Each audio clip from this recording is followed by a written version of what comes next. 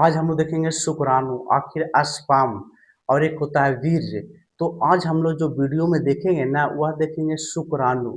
आखिर स्पर्म जो होती है वह कैसे इसको हम लोग बढ़ा सकते हैं, आखिर इसका निर्माण कैसे होती है। तो सबसे पहले हमारे YouTube channel brand study centre में आपको तहे दिल से धन्यवाद।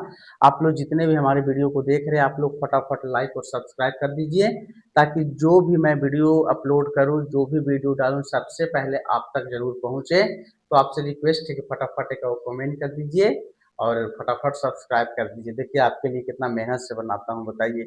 तो आज हम लोग जो वीडियो पर जिक्र करेंगे वह कौन सा हमारा वीडियो रहेगा, तो आप बिल्कुल थंबनेल देख के तो पहचान लिए होंगे कि जो शुक्राणु बनता क्या उसमें खून की जरूरत होती है।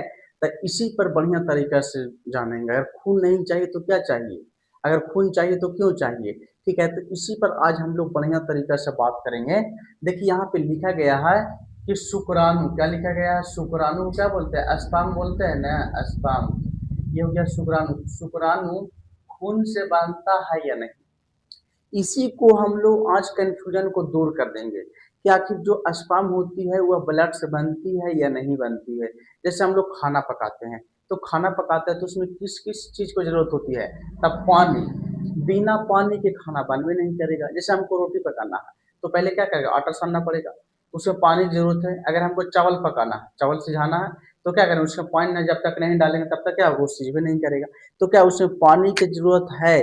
तो सेम उसी तरह से आदमी का जो शुक्राणु बनता है, पुरुषों में जो स्पर्म बनता है, क्या उसमें ब्लड की जरूरत होती है या नहीं, इसी को आज हम लोग बढ़िया तरीका से क्लियर कर देंगे। तो देखिए यहाँ पे समझ में आ गया कि शुक्राणु खून से बनता है या नहीं, इसी को देखना है या नहीं, मतलब बनता है या नहीं। तो देखिए सबसे फर्स्ट पॉइंट में क्या लिखा गया है कि बीज में क्या क्या उपस्थित होता है। पहले हम लोग देखेंगे सीमेन, क्या देखेंगे हम लोग, पहले सीमेन देखेंगे।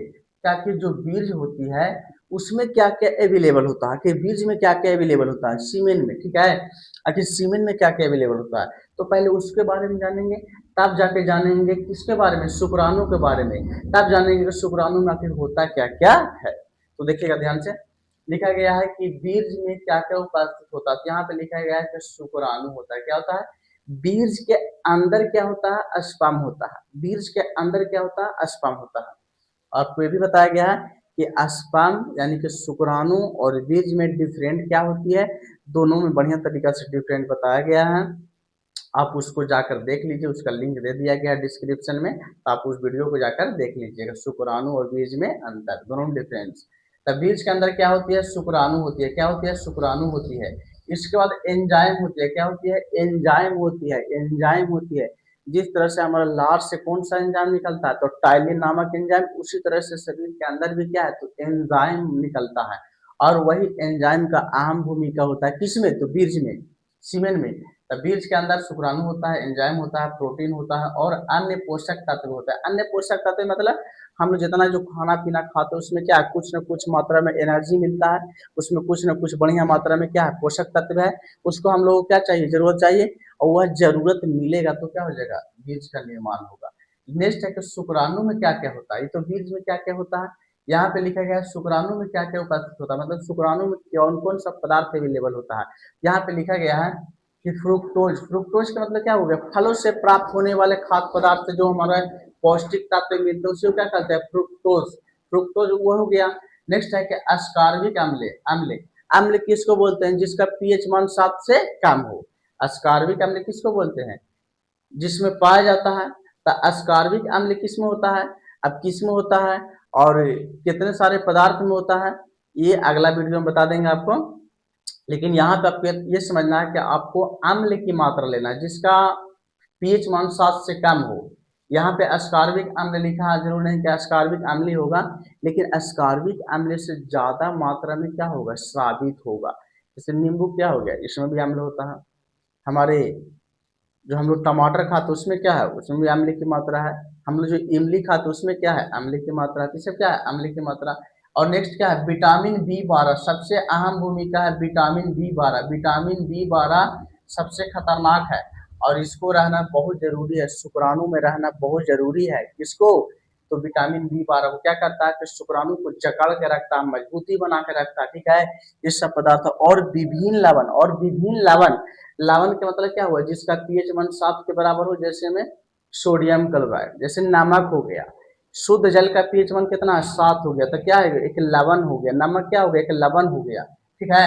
यहाँ पे हो गया विटामिन, और विभिन्न लवण पोषक तत्व पाए जाते हैं, मतलब विभिन्न पोषक तत्व पाए जाते हैं किसमें, तो शुक्राणु में, किसमें, शुक्राणु में, है ना, स्पर्म में पाए जाते हैं। नेक्स्ट है मेन पॉइंट, यहाँ पे लिखा गया सबसे जो मेन पॉइंट जो आपका बताना चाहेंगे सबसे नीचे लिखा गया है, और क्या लिखा गया है, देखिए लिखा गया है कि शुक्राणु का निर्माण किस किस पदार्थ से होती है।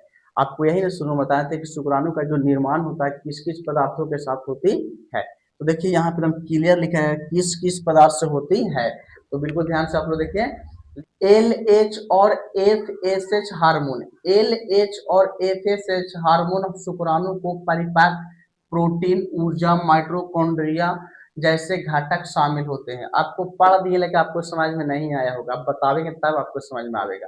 इसका कह रहा है ना कि शुक्राणु का जो निर्माण होता है सबसे पहले उसमें 2 हार्मोन चाहिए, एक चाहिए LH हार्मोन और एक चाहिए FSH हार्मोन, FSH हार्मोन, और दूसरा का चाहिए LH हार्मोन, LH हार्मोन। जैसे आपको बता दें कि जो स्पर्म होती है, स्पर्म वो देखो कैसा रंग का होता है, सफेद रंग का होता है। लेकिन आप थोड़ा सा दिमाग लगाइए, अगर खून से बनता, अगर ब्लड से बनता तो क्या होता है, स्पर्म लाल होता है कि नहीं, बताइए, लाल होना चाहिए ना। देखिए स्पर्म कौन सा रंग का होता है, सफेद रंग का होता है, किसके कारण होती है, तो प्रोस्टेट ग्लैंड, किसके कारण, तब प्रोस्टेट ग्लैंड, पुरस्थ ग्रंथि के कारण। इसका भी वीडियो बनाया जा चुका है कि पुरस्थ ग्रंथि क्या होती है, पुरस्थ ग्रंथि का क्या काम है, पुरस्थ ग्रंथि का क्या पार्ट है, उसको कई भागों में बांटा गया, उसका क्या काम है, ठीक है। तब पुरस्थ ग्रंथि जो प्रोस्टेट ग्लैंड होता है, पुरस्थ ग्रंथि, इसी के कारण क्या होता है, इसी के कारण क्या होता है, तो हमारा जो स्पर्म होती है वो क्या होता है, तो व्हाइट कलर के होते हैं, व्हाइट कलर के, ठीक है। तो कह रहा है LH और FSH हार्मोन शुक्राणु को परिपाक, मतलब शुक्राणु को परिपाक करता है, मतलब शुक्राणु को रेडी कर देता है, शुक्राणु को तैयार कर देता है कि आप अब बाहर निकलने के लिए योगशील हो गए हैं, मतलब बाहर अब निकल सकते हैं, कभी भी आप बाहर गतिमान हो सकते हैं। और आपको ये भी बताया गया कि जिस शुक्राणु में जितना लंबा पूंछ होगा वो उतना ही तेजी से आगे की ओर गति करेगा। तो इसके लिए विटामिन चाहिए, फ्रुक्टोज चाहिए, अस्कॉर्बिक एसिड चाहिए, विटामिन बी चाहिए, अन्य विटामिन चाहिए, पोषक तत्व चाहिए। जब तक आपका शरीर में पोषक तत्व विभिन्न मात्रा में नहीं मिलेगा तब तक क्या होगा, तेजी से बहुत अधिक मात्रा में स्पर्म की संख्या बढ़ोतरी बिल्कुल नहीं होगी।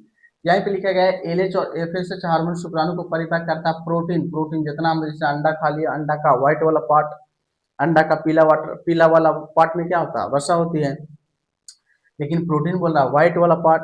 फिर बोल रहा प्रोटीन, जितना हम लोग दाल उल खाते हैं उसमें क्या सब प्रोटीन मिलता है, प्रोटीन की मात्रा लेते हैं, प्रोटीन, ऊर्जा, हम लोग जितना खाद्य पदार्थ खाते हैं तो क्या होता है उससे कुछ ना कुछ ऊर्जा मिलता है, माइटोकॉन्ड्रिया, माइटोकॉन्ड्रिया का बिजली का घर कहा जाता है, पावर ऑफ हाउस कहा जाता है ना, जैसे घटक शामिल होते हैं, इतना पदार्थ मिलते हैं ना तब जाके शुक्राणुओं का निर्माण होता है। एक लाइन में आप समझ जाइए कि शुक्राणुओं का जो निर्माण होता है वह पोषक तत्वों से होता है, डायरेक्ट ब्लड जाके नहीं मिलता है, वहां पे डायरेक्ट ब्लड नहीं मिलता है, पोषक तत्वों से। जैसे हम लोग खाना खाएं तो उसमें क्या हुआ, ब्लड की मात्रा बढ़ा, अब ब्लड धीरे धीरे बढ़ेगा तो क्या होगा, ब्लड थोड़ा दूसरा पदार्थ में कन्वर्ट होना स्टार्ट हो जाएगा, दूसरा पदार्थ में कन्वर्ट होना स्टार्ट हो जाएगा। जैसे होता है ना दो रंगों का मिश्रण, अगर दो रंग है, एक मान लीजिए कि एक ये साइड है एक ये साइड, दोनों में अगर कोई दूसरा कलर मिला दे तो क्या करता है, दोनों कलर को चेंज करके तीसरा कलर बन जाता है। तो सेम उसी तरह से ब्लड भी किसी दूसरा अपना अस्तित्व में कन्वर्ट हो जाता है और तब जाके स्पर्म की निर्माण होता है। तो डायरेक्ट आप ब्लड से नहीं कह सकते हैं कि ब्लड से बनता है, बिल्कुल नहीं, वो कन्वर्ट हो जाता है, एक से दूसरे पदार्थ में कन्वर्ट हो जाता है और उसके बाद अनेक रूपों में धारण करके तब जाके शुक्राणु का विकसित होना तय हो जाता है, तब जाके शुक्राणु का निर्माण होता है। तो सबसे जो मेन पॉइंट चाहिए ना वह चाहिए पोषक तत्व। जब तक शरीर में पोषक तत्व नहीं मिलेगा तब तक भरपूर मात्रा में स्पर्म की संख्या नहीं बनेगा। तो आपको आज आपको समझ में आ गया कि किस तरह से शुक्राणुओं का निर्माण होता है और यहाँ तो आप समझ में आ गया कि शुक्राणु खून से बनता है या नहीं। आपको बढ़िया तरीके से क्लियर हो गया, तो आप लोग हमारे चैनल ब्रांड स्टडी सेंटर को फटाफट लाइक और सब्सक्राइब कर दीजिए।